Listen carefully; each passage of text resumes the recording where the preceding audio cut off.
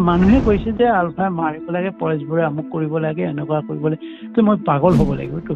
মই কাৰোবাৰ মানে অনুভূতি আৱেগ প্ৰৱণ হৈ এটা ভুল কথা কিছুমান কওঁ, এইটোতো আমি মানি ল'ব নোৱাৰো নহয়।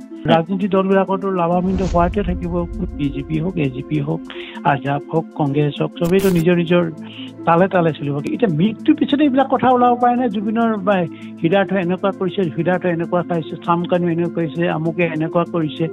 এতিয়া প্ৰকাশ্যে কিয় কৰা নাই? প্ৰকাশ্য কিয় কৰা নাছিলে? এইটোৱে কথাটো। কোন জগৰীয়া? শ্যাম কানুৰ লগত ইমান ঘনিষ্ঠ হ'ব পাৰে কোন জগৰীয়া? তাৰ কাৰণে শ্যাম কানু তাৰ হেৰি নাই, বিবেক, জুবিনৰ বিবেক নাই, জুবিনৰ পৰিবাৰৰ বিবেক নাই। চবৰে বিবেক আছেতো, চবেইতো হাইলি এডুকেটেড মানুহ, চবেই জানে, ঘৰৰ মানুহে জানে, তাৰ পৰিয়ালবৰ্গই জানে, তাৰ বন্ধু বান্ধৱে জানে, সুবিধ জুবিনৰ হাৰ্ট বন্ধুসকলে জানে কোন ভাল। তেতিয়া কেলে নকৰে? মঞ্চবিলাকত এটা মা দেউতা, ককাই ভাই, ল'ৰা ছোৱালীলৈ চাব পৰা অৱস্থা আছেনে? গৈছেনে? চাইছেনে মানুহে?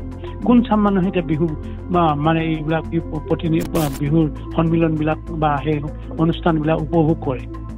যুৱচামে কৰে। আৰু যি যুৱ মেক্সিমাম মাতাল হৈ যায়, তেতিয়াহ'লে আমি কোনফালে গৈছোঁ? তাক সেই লৈ কোনোবাই মাতিছিলে, মতা নাই। আমাৰ অন্ধভক্তবিলাক আছে, আমি আছোঁ, আমি সকলোৱে আছোঁ, আমি প্ৰতিবাদ কৰা নাই, উশৃংখল হ'বলৈ দিছোঁ।